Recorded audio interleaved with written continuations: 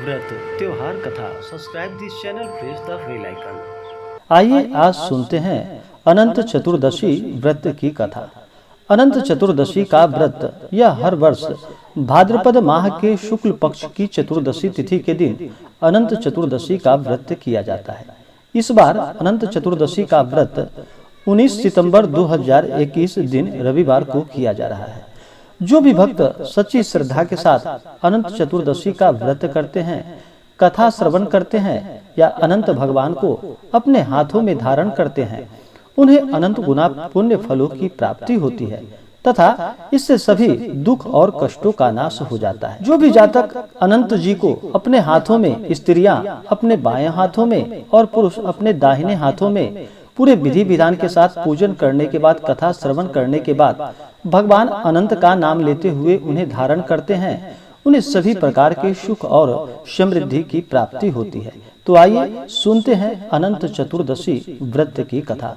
तो बोलिए प्रेम से अनंत भगवान की जय। बहुत समय पहले की बात है कि प्राचीन काल में सुमंत नाम का एक नेक तपस्वी ब्राह्मण था।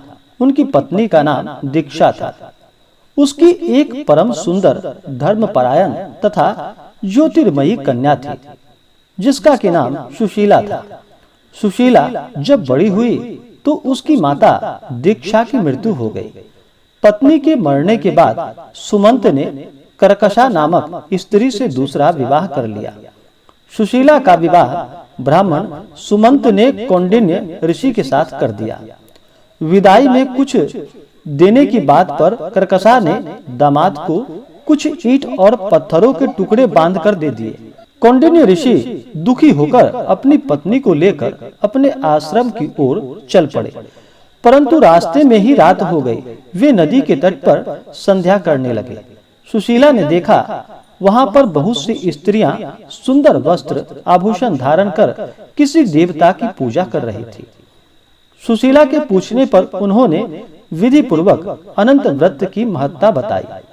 सुशीला ने वही उस व्रत का अनुष्ठान किया और 14 गांठ वाला डोरा अपने हाथों में बांधकर ऋषि कौंडिन्य के पास आ गए।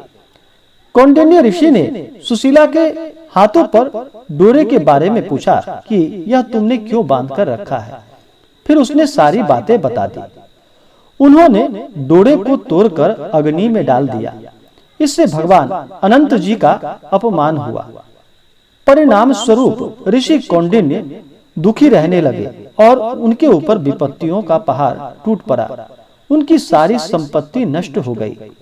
इस दरिद्रता का उन्होंने अपनी पत्नी से कारण पूछा तो सुशीला ने अनंत भगवान का डोरा जलाने की बात कही।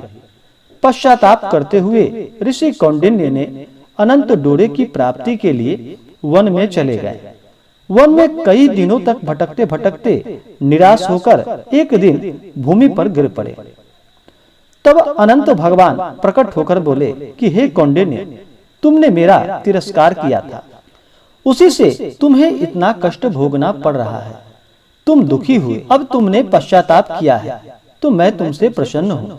अब तुम घर जाकर विधि पूर्वक अनंत का व्रत करो। 14 वर्षों तक यह व्रत करने से तुम्हारे सब दुख और दरिद्र दूर हो जाएंगे।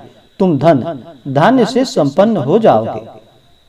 फिर कौंडिन्य ऋषि ने वैसा ही किया और उनके सारे क्लेशों से उन्हें मुक्ति मिली। भगवान श्री कृष्ण की आज्ञा से युधिष्ठिर ने भी अनंत भगवान का व्रत किया था, जिसके प्रभाव से पांडव महाभारत के युद्ध में विजय को प्राप्त कर पाए और चिरकाल तक राज्य करते रहे। इसी तरह पांडवों और राजा हरिश्चंद्र ने भी अनंत चतुर्दशी का व्रत किया था। यह व्रत महाभारत काल में जब पांडव अज्ञातवास में थे, तब जीवन के कष्टों से मुक्ति के लिए पांडवों ने भी अनंत चतुर्दशी का व्रत किया था। वहीं पर राजा हरिश्चंद्र ने भी इस व्रत को पूरा कर अपने दुखों से मुक्ति पाई थी। इस व्रत की कथा की भी बहुत महिमा बताई गई है। अनंत चतुर्दशी का धागा बांधने के बाद जो भी सच्ची श्रद्धा के साथ अनंत चतुर्दशी के कथा का श्रवण करते हैं, उन्हें सभी प्रकार से सुख और समृद्धि की प्राप्ति होती है। अनंत चतुर्दशी व्रत करने वाले को और अनंत के धागे डोरे बांधने वाले को कुछ नियमों का पालन करना चाहिए। इस दिन शुद्ध और सात्विकता का पालन करते हुए तामसिक वस्तुओं का त्याग करना चाहिए।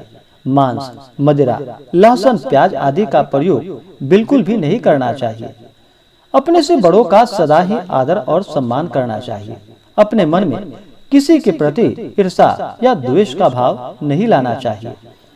अनंत धारण करने से पहले अनंत भगवान को दूध में डाल करके फिर ओम श्री अनंताय नमः इस मंत्र का उच्चारण करते हुए अनंत भगवान का स्मरण करते हुए, विशेष करके अगर 108 बार भगवान का नाम स्मरण करके अनंत को स्त्रियां अपने बाएं हाथ में और पुरुष अपने दाहिने हाथ में धारण करते हैं 14 गांठों वाला, तो उससे सभी प्रकार के सुख और समृद्धि की प्राप्ति होती है। कम से कम अनंत के डोरे को अपने हाथों में 14 दिनों तक बांध करके रखना चाहिए। उसके बाद अगर ना रख पाए तो अच्छे से जलाशय या नदी में इसे विसर्जन कर देना चाहिए। तो आशा करता हूँ कि यह जानकारी आपको अच्छा लगा हो। ऐसे ही ज्ञानवर्धक जानकारियाँ प्राप्त करते रहने के लिए हमारे इस चैनल को लाल बटन दबा करके सब्सक्राइब करें, साथ में बेल आइकन घंटी दबाएं ताकि मेरे वीडियो का नोटिफिकेशन आपको समय से मिलता रहे। वीडियो को लाइक और अपने दोस्तों मित्रों में शेयर करें। जय माता दी, धन्यवाद।